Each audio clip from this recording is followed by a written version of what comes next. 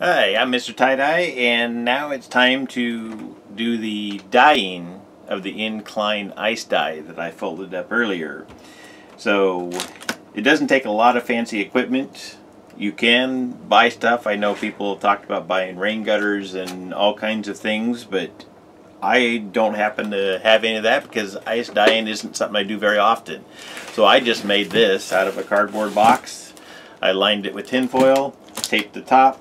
So now I have a container that I can put my ice in after I put my dye on, and I'll put it in my bin, and I'll go ahead and put it at an angle when after I put the ice on, and that's going to allow the ice to melt, go into the dye, and then slowly run, and it's going to create a design that way.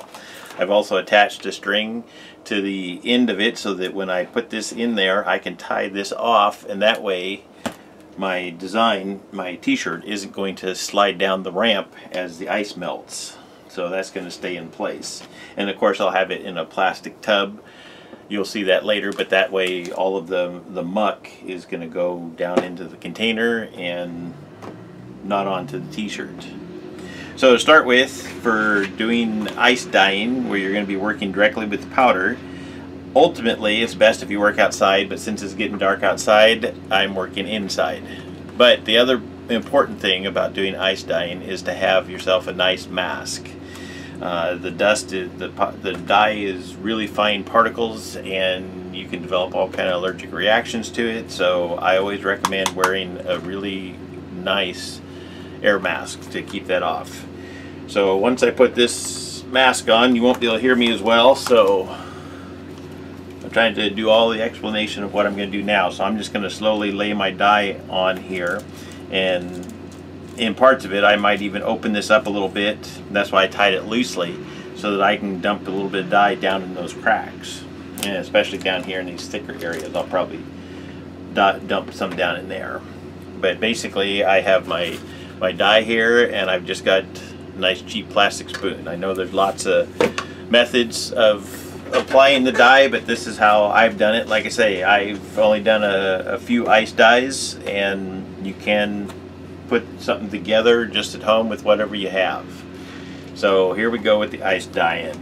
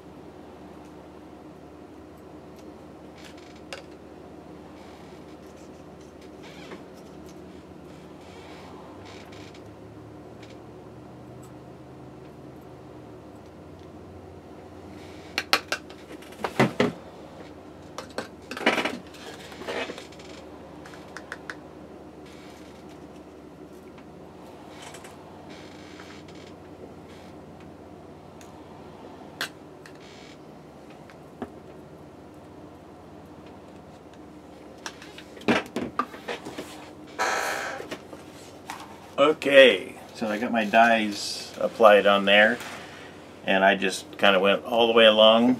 It wastes a little bit of dye because the powder sometimes falls over the edge there. But what I'll do now, to start with, the colors I used lemon yellow, deep yellow, fuchsia, turquoise, purple, turquoise, and purple. So I just kind of put a mix match dyes on there, and now I'll get this set up and we'll put the ice on. So I'll come back in a second with that. Okay, so I've put my dye at an incline now, and now it's time to add the ice on here. So what I'm going to do is I'm going to start down here at the end and just start piling dye in here, or ice. And we want to just cover everything up. And like I say, this is why I built these little walls, so that I could set lots of ice in there.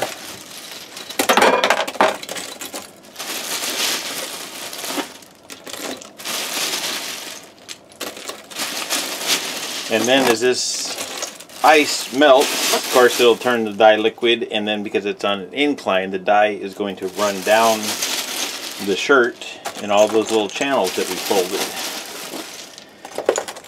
So I'll get this up. Once I get enough ice piled in here, then what I'm going to do is add just a little bit of soda ash on top.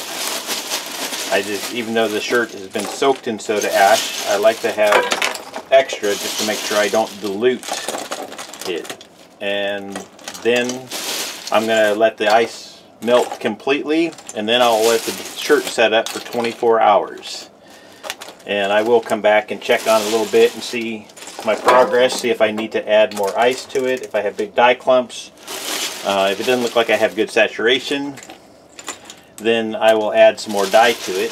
But otherwise, this shirt is done and ready to go. So we'll just check back on it in a few days, and I'll open it up and show you the results. Thank you for watching my videos. If you like them, please share, subscribe, and thumbs up my videos. Have a nice day.